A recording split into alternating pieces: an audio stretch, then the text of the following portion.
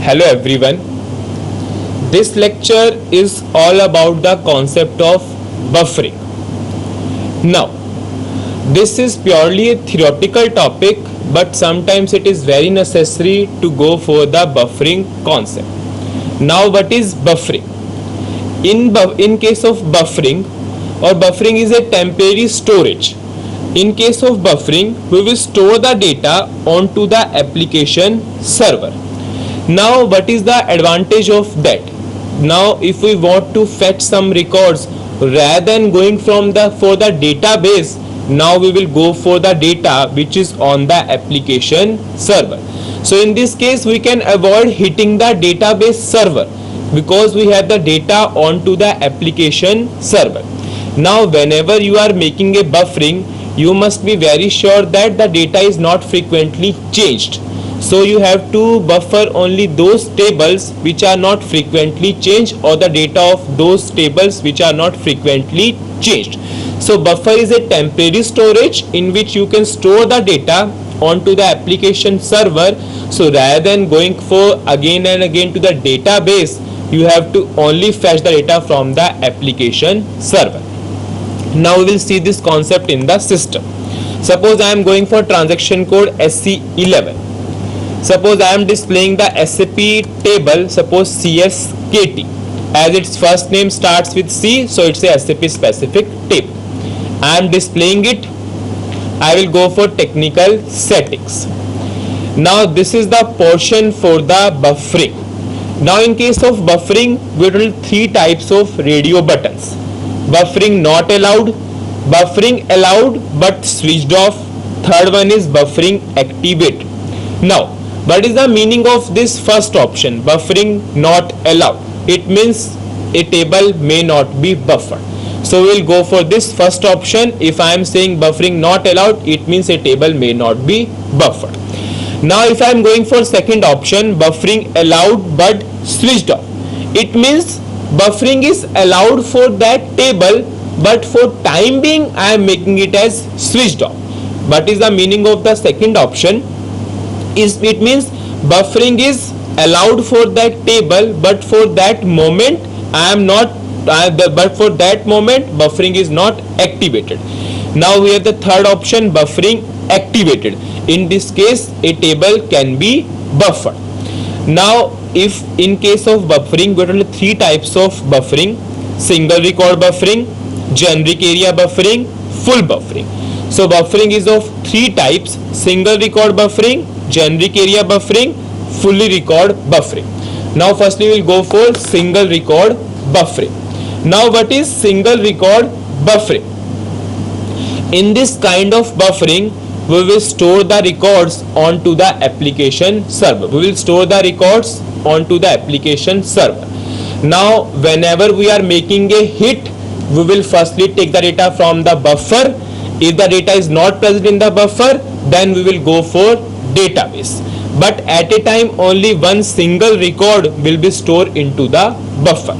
Now what is the advantage or disadvantage of this method? Advantage of this method is that it requires less space onto the application server because we are storing only single record.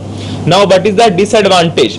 We have to make more database access. More database access are required. Suppose for the first time we are searching for employee ID 1, that is into the buffer, so we can get. Now if for the second time we are searching for employee ID 2, but that is not into the buffer, so we have to again go to the database. So in case of single record buffering, we have to make more attempts to the database, but the advantage is that it requires less memory onto the application server. Now we have second buffering, that is fully buffering. In case of fully buffering, what will happen? We will store all the data onto the application server. Now whenever we are making a access, we will firstly check that record into the buffer.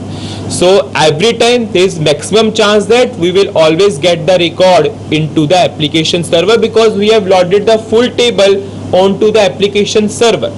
Now what is the advantage of this method is that it requires very less access to the database because your whole data is now onto the application server. but the disadvantage is that it require more memory onto the application server, because you are storing more records onto the application server.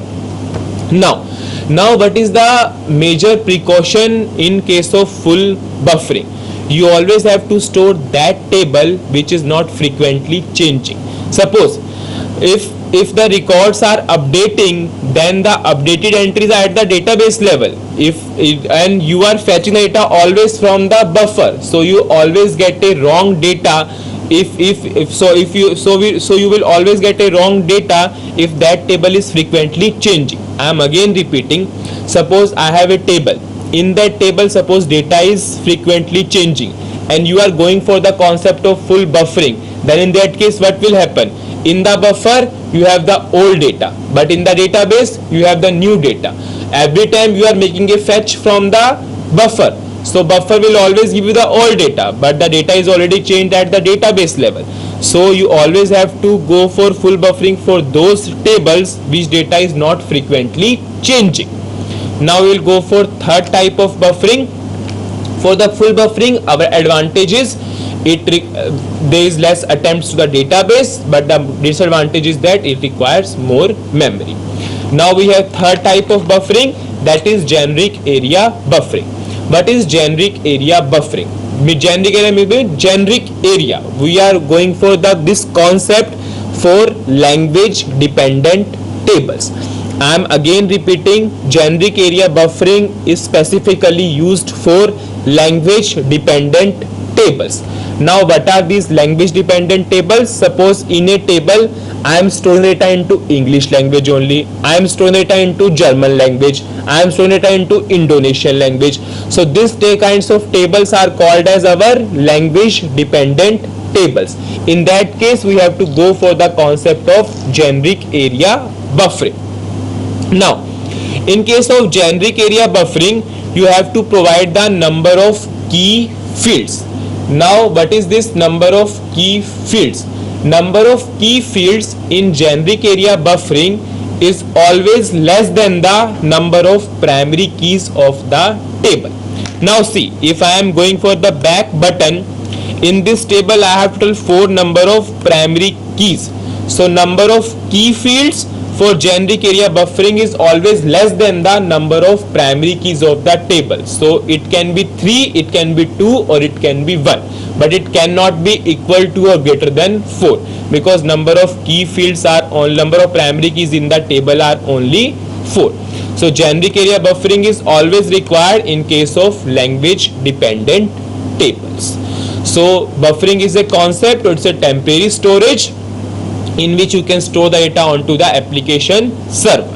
So there is so in that case the advantage is that we cannot so in case the advantage is that the attempts to the database are very less, because our data is onto the application server itself.